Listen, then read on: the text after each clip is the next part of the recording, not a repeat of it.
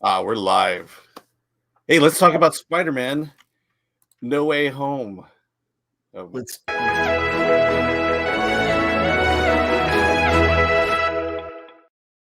There we go.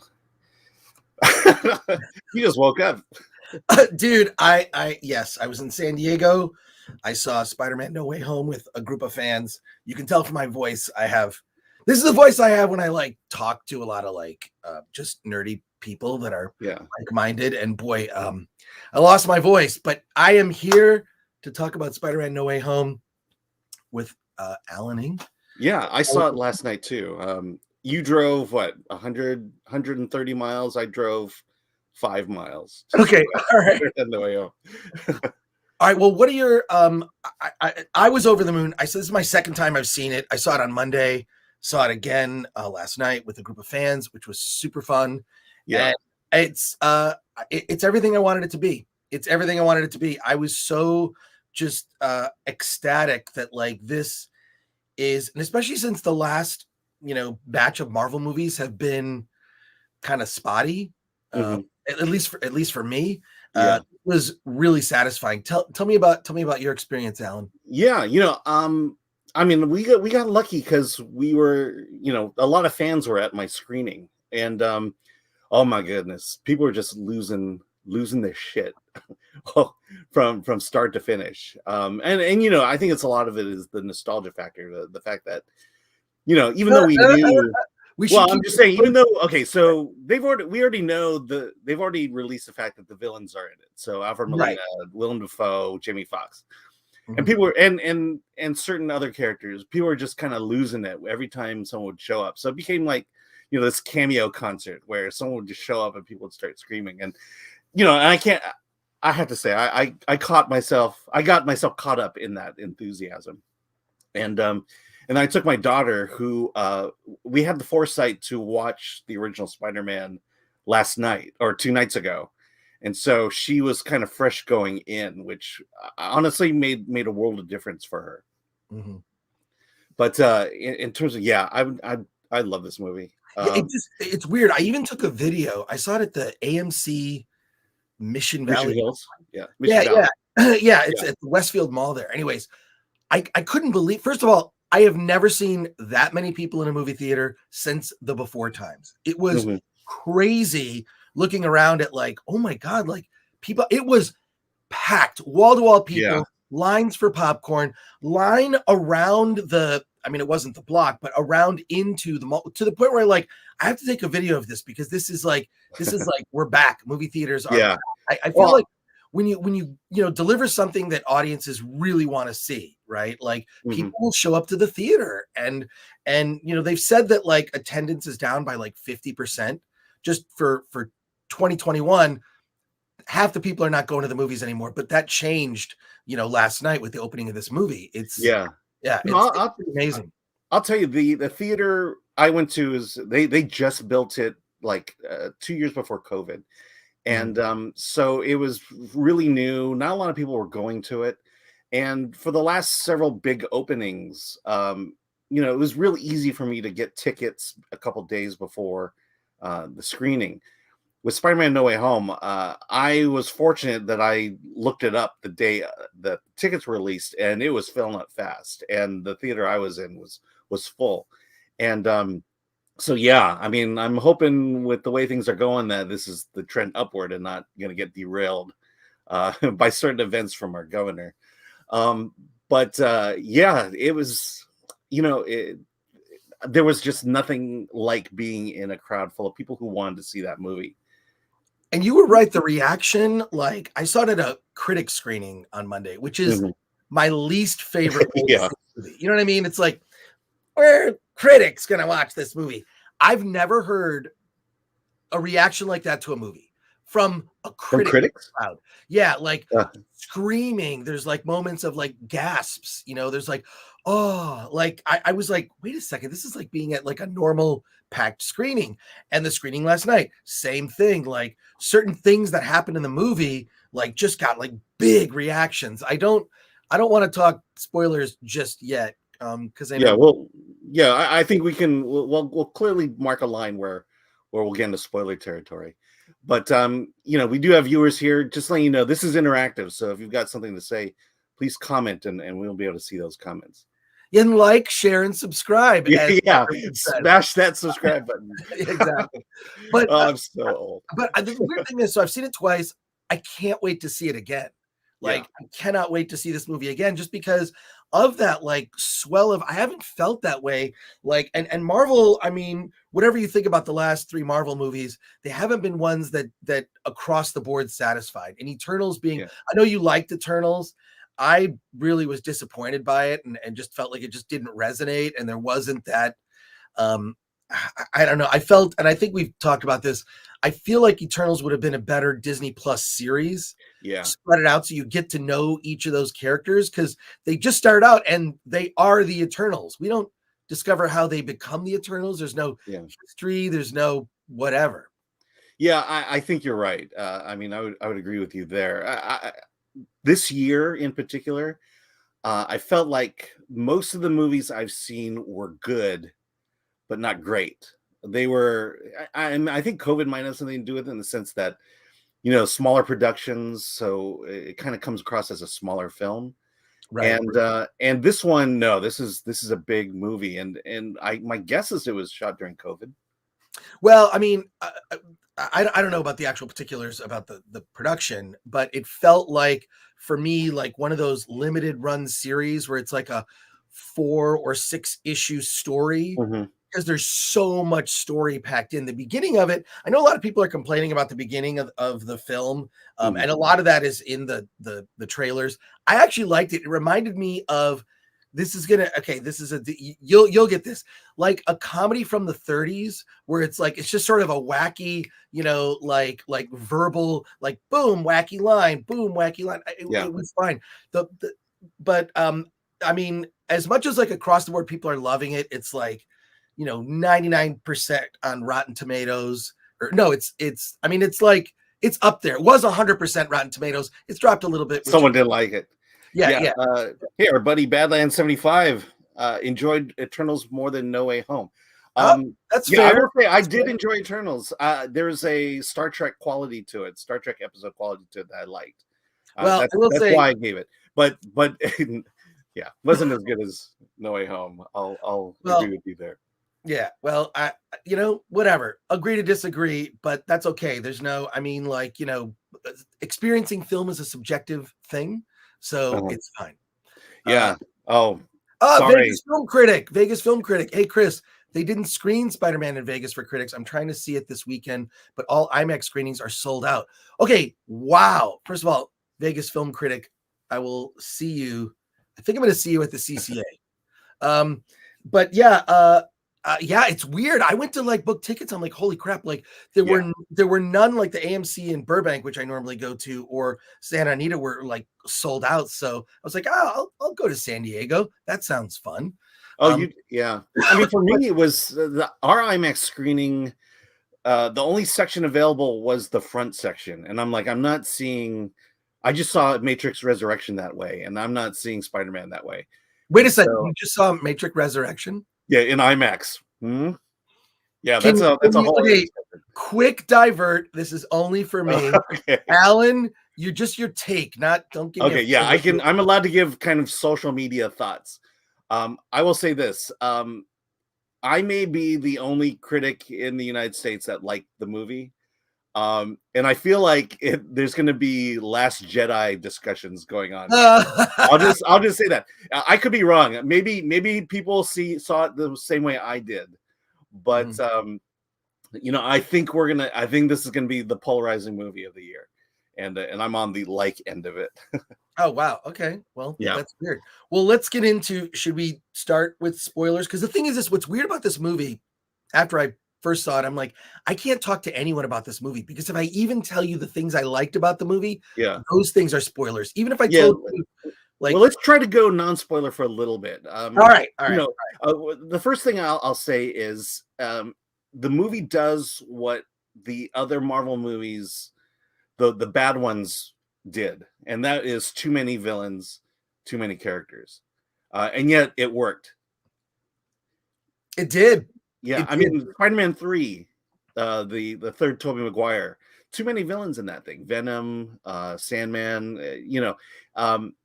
and then it just took this weird turn. Obviously, this one takes a weird turn, bringing Doctor Strange into it. And then the X-Men. Anytime X-Men 3 is the same thing. There was just too many mutants, and in this one, no, it just they were very smart about it. They knew when to really focus it on Peter and the gang versus the overall big picture, the overall battle. Yeah, well, I think we got to get into spoilers, so I know people are Okay. gonna drop off until they've seen it. And Okay. seriously, come back and watch the rest of this. It'll be up on the channel, so check it out. And also, I am wearing a this is our holiday, a Film Threat holiday sweater that says season screenings, and just a reminder to pick up something from the Film Threat shop, like a mug or a t-shirt, to help support Film Threat and what we're doing, and you can show your love for Film Threat and what we do. Let's get into the spoilers. Okay, here I just did this. There we go. Okay. Spoiler warning. Spoiler warning. Here we go. Okay. It's oh my god. This is the end game of Spider-Man. Yeah. I mean, it really, like, leaning into the nostalgia and leaning into, like, obviously, I think everybody knows Tobey's back. Andrew Garfield is back. Not only are they back, it's this interplay between Tom Holland and the other Spider-Man, right? That is so funny, that has sort of Back to the Future kind of vibe. Mm-hmm.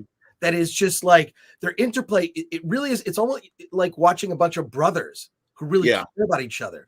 Like, you've got these kind of older, Tobey's the older brother, you've got the middle brother, right, Andrew Garfield, and the little brother, which is Tom Holland. They had that kind of aspect where they all, like, immediately were, like, supportive of each other, right? Yeah. It wasn't like this sort of, like, a lot of the banter in Marvel movies tends to be like this snippy, like, I'm going to make fun of your name, or I'm going to do this. Like, I mean, that was Infinity War and Endgame were filled with things like that, where people don't get along.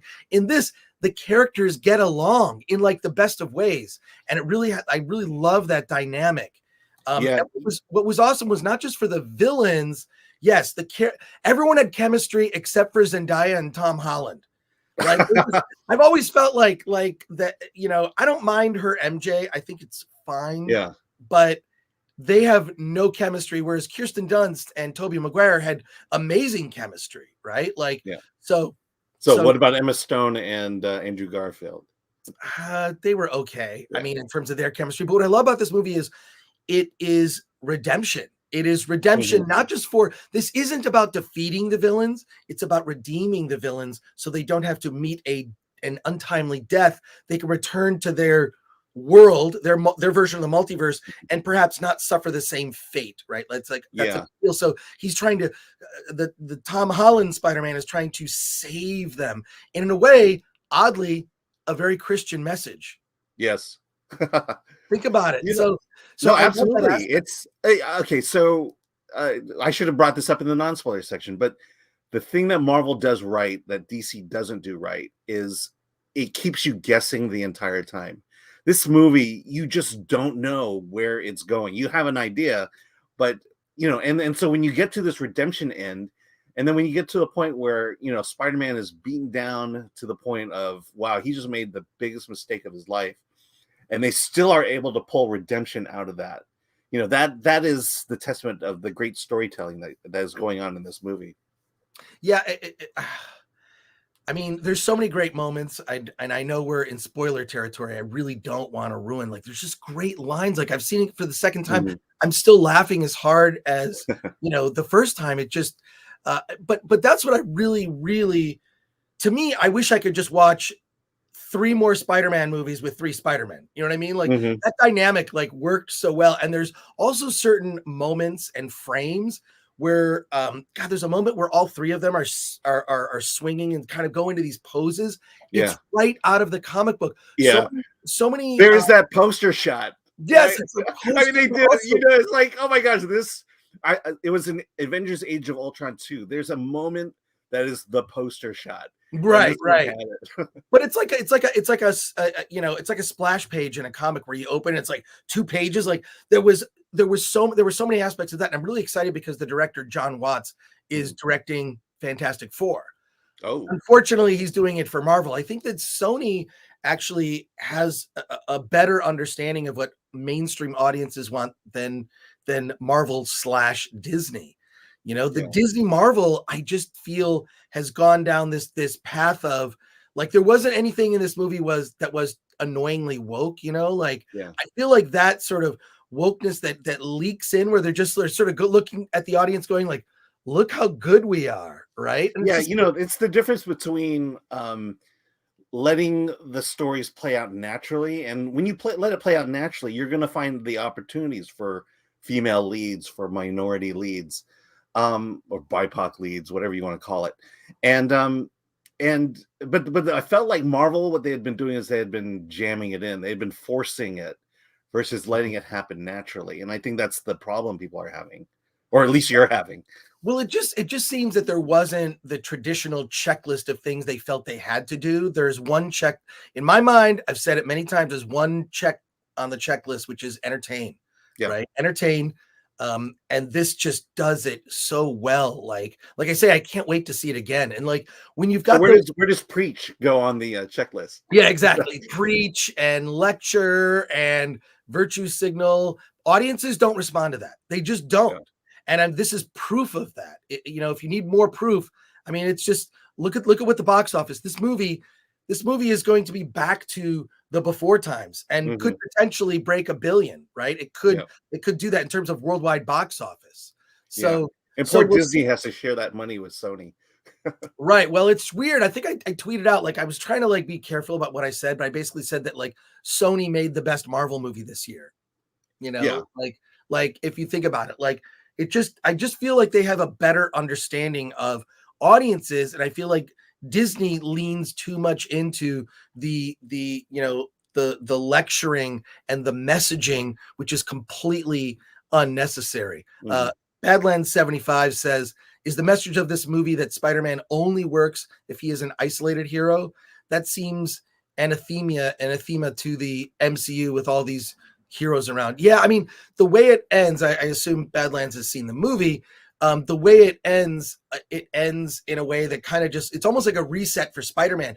And the costume that he has on at the very end is the classic, like John Romita Spider-Man. Another thing you might not have noticed, this is an Easter egg that's in the movie at the very end of the movie, and I think I'm the only one that noticed it. You're talking about the guy she serves coffee in at the end. You knew. That's great. So MJ, I didn't know, but I'm going, I bet that's someone. I bet that guy is someone. Right, because they kind of made a thing of like, oh, she's serving this person, has a line with him, but he doesn't really say. Okay, that is Nicholas Hammond, who played Spider-Man in the 1970s Spider-Man TV show, which I watched as a kid. I watched it, yeah. Yeah, so that's Nicholas Hammond. The only reason I recognized him is because he's the same actor that played the director in Once Upon a Time in Hollywood. So, like, if you watch that movie, there's this director who's directing the Western with Leonardo DiCaprio. That's Nicholas Hammond, and he looks kind of the same there as, you know, in this like quick shot. But it's cool that they wove him in. I'm sure there's many more Easter eggs that I didn't notice. Someone was saying that, you know, at the end when Doctor Strange is redoing the spell and the clouds are opening up and you see silhouettes of characters. Yeah. People are speculating. Someone said they saw the Fantastic Four. I'm not sure. Yeah. I'm not confirming that. I was trying to pick things out and I couldn't. They kept it pretty vague. Yeah, I want to get to Roller's comment here. I hope the ending that Sony's justification to say that we take over from here. Yeah, I mean, I think the ending definitely felt like, all right, Sony's, you know, we can shut the door on MCU Spider-Man. They may. I mean, it may be a thing where Spider-Man is no longer part of the MCU. Well, I mean, it's definitely set up that way. I mean, because you've erased Spider-Man's entire history at this point, and now you can start with the same Spider-Man, but with a fresh take on it now that he has nobody in his life. Yeah, we are really getting spoilery here. Well, I mean, you know, yeah, I mean, if that's what you're here for, we're talking spoilers. Yeah, we're having that discussion. And I know there's been talks about him continuing the MCU, or at least there's going to be 3 more Tom Holland movies. But I guess we don't know the real nature of that yet. Well, it'll be Tom Holland kind of, aging up into the college age version. Mhm. I assume at some point he's going to work for J. Jonah Jameson, which I love him in this movie. I mean, it's a different version than the J. Jonah Jameson he played in the Toby films, Yeah. but like I really love it. They really leaned into the like Alex Jones aspect. He even has like energy supplement. Like it's just, I mean, it's fun. And there's, I mean, like I love those sort of like it's not winking. It's sort of the right approach. Even like Jamie Foxx saying, "Oh, you're from Brooklyn. I just assume you'd be a black kid," right? Like that was such a great line. Like it's just like it's sort of a wink at the Miles Morales thing, but even like kind of like making fun of our awareness of that, right? Which I actually really liked. So Yeah, yeah, Alex Jonesy. yeah, Yeah, I mean, I do. It was just weird to see J.K. Simmons in kind of a social media type role here, because he just really plays that out. I think he comes off a little more charismatic than Alex Jones, but right. Yeah. No, I don't know. I never minded Alex Jones. I enjoy his entertainment value. But Cameron Belt, thank you for your comment. I can't wait to see this again. And also, like, I haven't felt this way in a movie theater in probably since Endgame, where there's this sort of like collective. I mean, this is not. I mean, Endgame may have been sort of the cherry on the top of 10 years of Marvel movies building up to a moment, but this is 20 years, right? 20 years of Spider-Man movies leading up to this moment, right? Like, yeah. I don't know how they're going to top it, like in another Spider-Man movie after this. Is it going to be as satisfying? And is there a way, I wonder, do you think Andrew Garfield or Tobey Maguire would want to come back and even kind of like repeat this? Because they clearly decided, and Jon Watts, the director, went for like, you guys are brothers. You guys are brothers who really like each other and are like rooting for each other. There's that moment. It's so great when Andrew Garfield, which I was not as big a fan of the Andrew Garfield Spider-Man movies, but he's better in this movie as Spider-Man than in those two other movies he did. He's talking about, I fought a rhino. I'm lame. And he's like, Tobey Maguire, you're not lame. You're amazing. You're amazing. I mean, it was just like, oh, and then also when he saves MJ, like I mean, I've seen it twice. Both audiences, yeah, it's redemption. He couldn't save Stacy, so he saved MJ. But also, it's like, we've seen, superhero movies where the goal is defeat the villain. This isn't about defeating the villains necessarily. It's about offering them a path for redemption. I mean, it is sort of a cheesy, very comic book. I'm going to inject you with a chemical. Now you're better. I mean, but that stuff's right out of the comics. I mean, that kind of stuff happens all the time in the comics. So I didn't mind it. I'm just curious with Jon Watts now doing Fantastic Four, and now he's doing that for Disney. Is that going to be, are they gonna like, I wonder if Sony looked at what Marvel was doing and saying, okay, they're really leaning into this, like, woke stuff. We're not going to do that.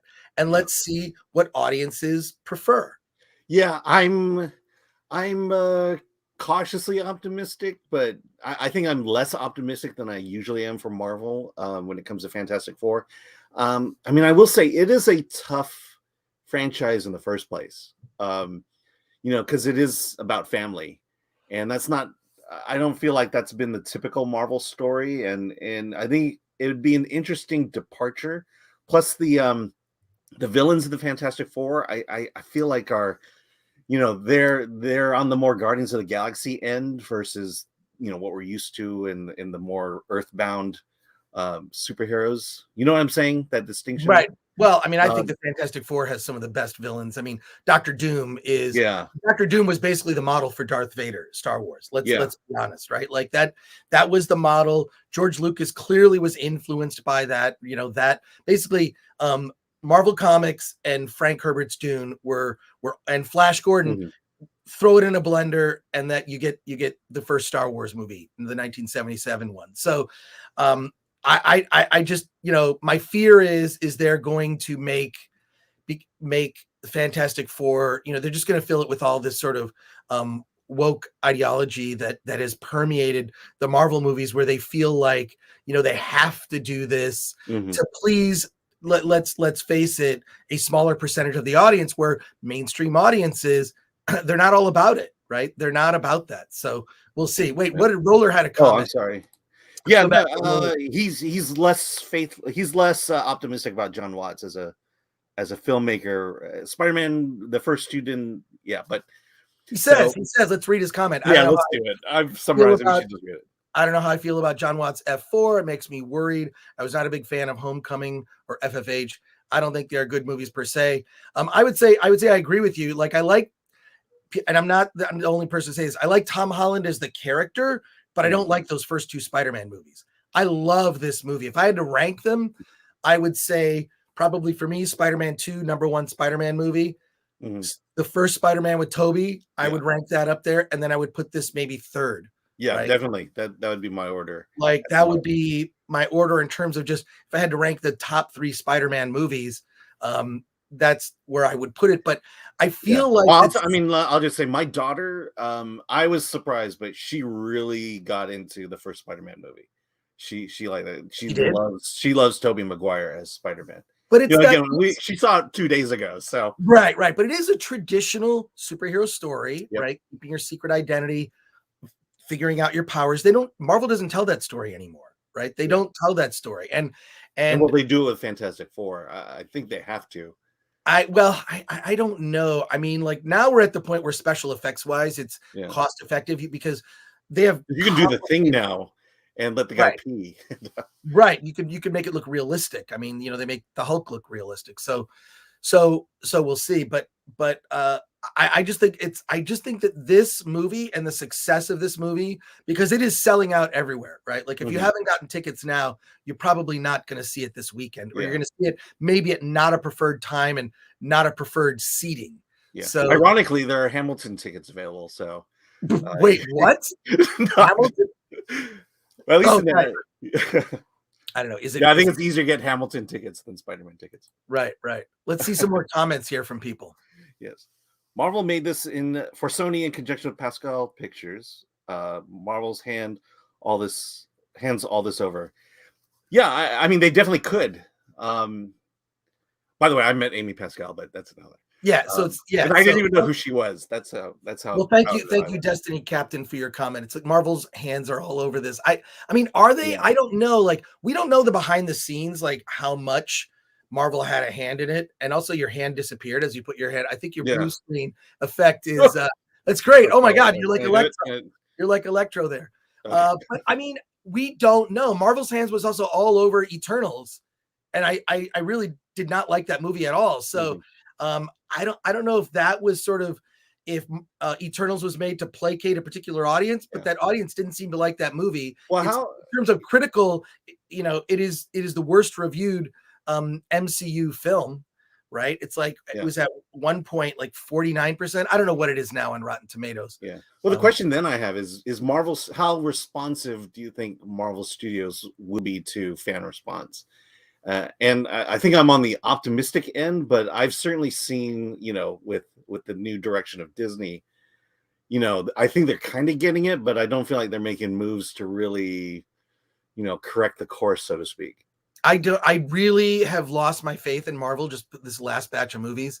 We've got some more comments here, but it sounds like people are speaking amongst themselves in the chat. Roller, if the MCU do the dumb shit they did in Fantastic, where Susan was adopted just for the sake that they can push diversity, I'm honestly out. It just doesn't feel organic. You know, I get what they were trying to do, and I actually like Michael B. Jordan quite a bit as an actor. I think he's pretty amazing, but it just felt forced. You know, it doesn't work when it's forced diversity. It doesn't work when it's organic. And also, you know, here, let me give you my theory. You know, Fox at that time had Fantastic Four. And the feeling was, unless Fox produces a Fantastic Four movie, they will lose the rights to Fantastic Four. Well, that's exactly. I mean, that's why the '90s Roger Corman, you know, Fantastic Four movie was made. It was really made simply to hold on to the rights. And my feeling is like, when you look at the anemic budget of that movie, It's clear they just sort of wanted to get it out there and whatever. I just want in my lifetime to see a great Fantastic Four movie, because that was my gateway comic book, and that run with Galactus, it was like issue 49, 50, 51, if I recall correctly. Around there, yeah. The first appearance of Galactus and Silver Surfer. Like, I read that comic and I thought, I am never going to see a movie as good as this comic. That story like blew my mind, with like the Silver Surfer's backstory and how he befriended the Fantastic Four, how the Fantastic Four and the Watcher, like just like this world was like blowing up. Like that was that initial, first 100 issues of the Fantastic Four, written by Stan Lee and illustrated by Jack Kirby. Like those are like, that's like the template. Like so many things were brought in, like the MCU sort of like sprung from all of that. And those stories are so classic. Yeah. So I just don't know if that can be captured and put into a film. I think that the action sequences here are some of the best in any Spider-Man movie. The initial battle, which we've seen in the trailer with Doc Ock and the cars on that, like, on the freeway, like that was amazing. The sort of final battle at the Statue of Liberty, which is, it just felt so much like moments from the comic book. Even the sort of almost cartoonish where Green Goblin is smashing Spider-Man through the floors of the condos, which was ridiculous. But it's like a lot of the ridiculous things, I say, like, well, that's from the comic. Yeah. Cameron Belt has another comment. I'll read it real quick. I think Spider-Man is defined by his loss, but it has to be a loss that he directly causes. Tom Holland really nailed it when Aunt May died. Spoiler, Cameron. But you're right. Like we didn't get to see his Uncle Ben moment. When we met Spider-Man, he was. In fact, I'm surprised that he was surprised by the great power, great responsibility line. Right. It was like, what? I mean, I just assumed that Uncle Ben had told him at one point, but right now, and then this is what my daughter kept asking me is like, why are we so focused on Aunt May and Uncle Ben? Where are Spider-Man's parents? What happened to them? Why is he not, hung up on their death? And I'm like, yeah, I really don't know what happened to Peter Parker's parents, even after all these years. It's different. I think it's different, but it's not addressed. I mean, it's addressed in the Andrew Garfield, but it's not really. Yeah. Is it addressed? He's not emotionally. I feel like he's emotionally ambivalent to the death of his parents, or the absence of his parents. Maybe they abandoned him. Maybe that's. Oh my God, Roller! I actually passed out in the theater watching Eternals. By the way, I did too. There were, 2 hours and 40 minutes. You needed 2 hours and 40 minutes, and Roller. So you went to a theater that was serving drinks. That's basically. Well, we're talking to the chat here. I was so bored, Roller. I'm with you. I don't disagree. The chat's talking amongst themselves. Thank you. Here you go. Hi, Chris Gore. Been a fan of yours since the G4 days. Hey, Movie Homicide. How's it going? Destiny Captain, another. I think Marvel knows where they are at and what they need to do. They've had a ton of feedback this year. Destiny Captain, I completely agree with you. Yeah. They've had feedback now. They've had feedback like this new wave, like Black Widow. I was just so disappointed in that. I thought also it's like too little too late. You should have made that movie, before Endgame. We already know the fate of the character, and typical of these movies, these title characters, Shang-Chi, Black Widow, they end up getting sidelined in their own movies where you've got other characters that are more interesting. Shang-Chi's father, his story, which had an arc, was better than the title character Shang-Chi. So Marvel's had feedback now, and someone there's got to be some bean counter. As much as like I like to shit on studios and executives and accountants that work at these studios, they can give you feedback and they can say, hey, this many people started watching this Disney Plus series, then they dropped off by the final episode. This movie made this much money. As much as there's the public reporting of these numbers, which is often bullshit. The public reporting is often just BS. Right. It's mainly for publicity purposes. Right. They can say it's the #1 movie in the world. Right. Like, okay, whatever. Behind the scenes, they know how much money these movies make. And that influences their decision making. I think you're going to see some readjustments with Marvel. They've kind of got to get through phase 4 as kind of a reset. But I've said this many times before. I'll say it again. There are a lot of female fans of Marvel. Why? Because of Beefcake. because the Avengers is basically a Chippendale show. Shirtless male Avenger characters made a lot of female fans. So they're leaning into creating all these strong female characters that, like, that's great. But if you're missing out on strong male leads too, I think that's part of the reason why a lot of women are fans of Marvel. They want to see hot dudes. Oh wait, we have some more comments. No, I was gonna say, are you honestly telling me that Hollywood would rather cast good-looking people in their movies to reach a broader audience, to reach both sexes, both genders? Yes. Is this some pattern where they discriminate against ugly, normal-looking people? Look, I'm never going to be in a Marvel movie unless they reboot Quicksilver, because I think I have the hair for Quicksilver. Yeah, well, you gotta have the body for Quicksilver with the sort of light blue outfit with the bolt right here. Let's get to some more comments, and if anyone has questions for us, Max One Up says, "I've been lukewarm at best with the MCU post Endgame, but No Way Home was excellent, and Multiverse of Madness looks like it could be pretty solid." I like if we're talking about the end credit scene, we can move to that. You mean the end trailer scene? Yeah, it was like, first of all, trailer. It was a rough cut of a trailer, and it's like, that was fine. I would have actually preferred like a scene, right? And they did like this mishmash. I feel like it was done very last minute, and I hate to say this, Max One Up, to me, watching that end scene felt desperate to me. It felt like, hey, we're Marvel. We make Marvel movies too. Come to the next one in May, which I think they pushed back the date. I don't blame them. I think there is a sell that has to happen with the next Doctor Strange movie. Right. And I think this is the best way to sell that. But yeah, I would have preferred a traditional end credit scene. What did you think of the Tom Hardy? I thought that was fine. I thought it was funny. I thought it was like, normally that is put at the end. And right. That something a little more meaningful is put up at the mid post credit. But it is it was definitely a tease of what's to come, and it was cool to see, that. But I mean, is Venom gonna have a different host in the Tom Holland? They're gonna recast, It looks like it, because apparently the way the graphics or the effects went, it looked like Tom Hardy was being shipped to. Yeah, he was shipped back to his dimension. So, and then a bit of the Venom was left behind. Let's get through these comments. Destiny Captain, they know they can continue the way they are right now. Absolutely. Yep. Can't continue, he says. Okay. Roller, Disney's new chairman is a pure numbers person, not a Hollywood guy like Iger, who cares more about being on the red carpet than running Disney. I am cautiously optimistic. I'm optimistic because at a certain point, you're running a business, and the business needs to serve what audiences want to see. And I think Hollywood of late has been more about lecturing. That's why award shows have gone down the toilet in terms of ratings. Yeah. Award shows don't even really reflect the types of movies that mainstream audiences like. So I'm cautiously optimistic. I could just respond to that. Iger saved Disney.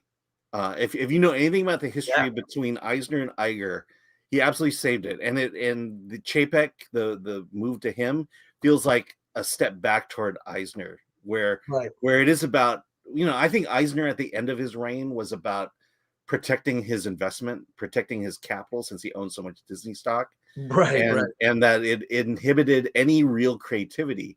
Mm-hmm. And Iger, what did he do? He brought back Oswald, for one thing, but he bought Marvel, he bought Pixar. There was bold steps taken there, and I fear that it is going in the wrong direction at the moment. I want to say thank you to Cameron Bell. Glad I finally found your channel, Chris. I've been seeing you recently on Drinker and Nerdrotic's channel. Yes, in fact, I'm doing Friday Night Tights tonight. I will be on Friday Night Tights, and everyone's talking about. We'll be talking about Spider-Man. So I'm excited.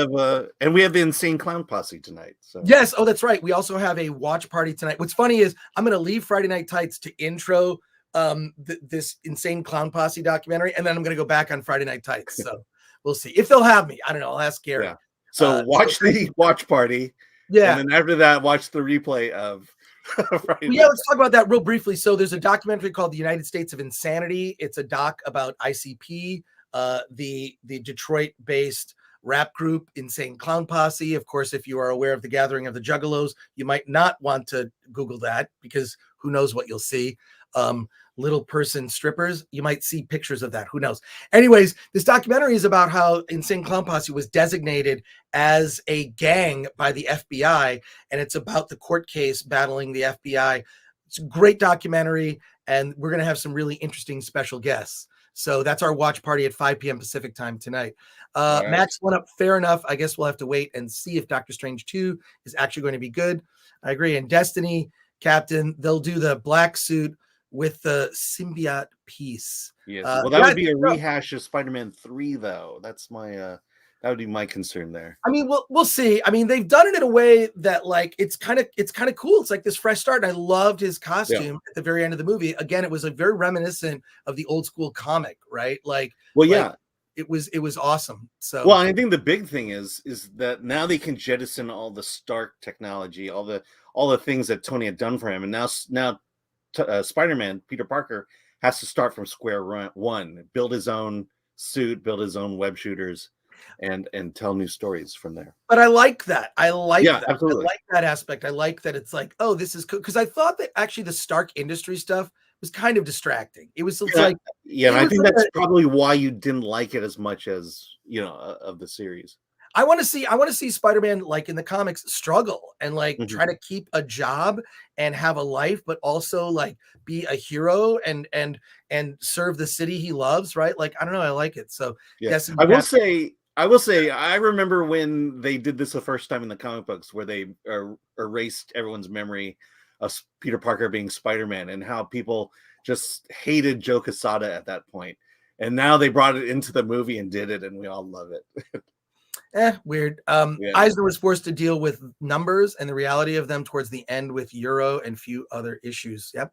Good California Adventure being another one of those. Yeah. If the next two from Roller, if the next two MCU movies don't break even, will Feige be out the door this year? Disney has only lost money with Eternals and Shang-Chi.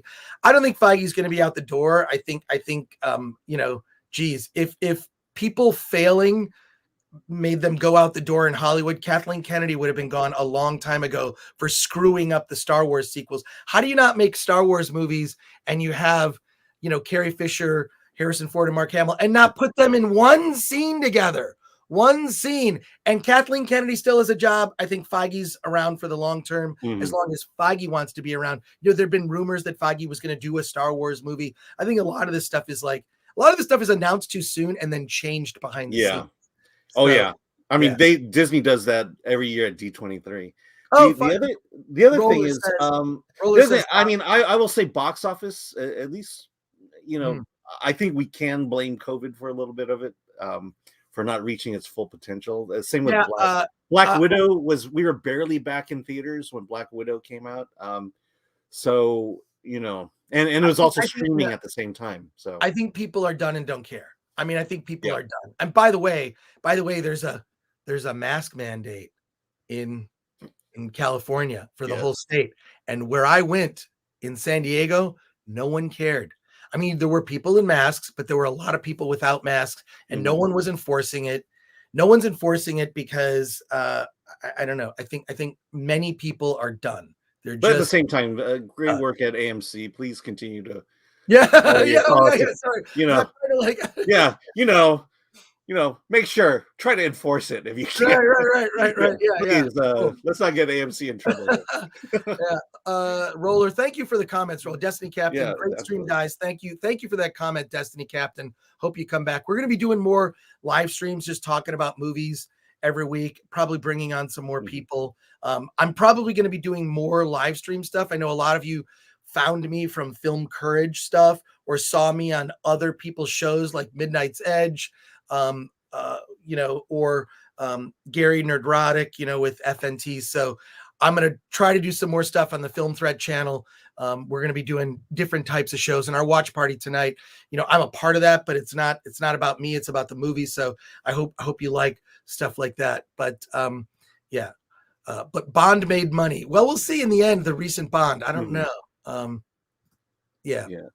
And Cameron Belt, we need to take advantage of the free comments being read on air. Before Yes. you know it, the live streams will be packed and it'll only read $100 super chats. Yeah, Please take advantage of it now. Listen, why am I reading these comments? I know.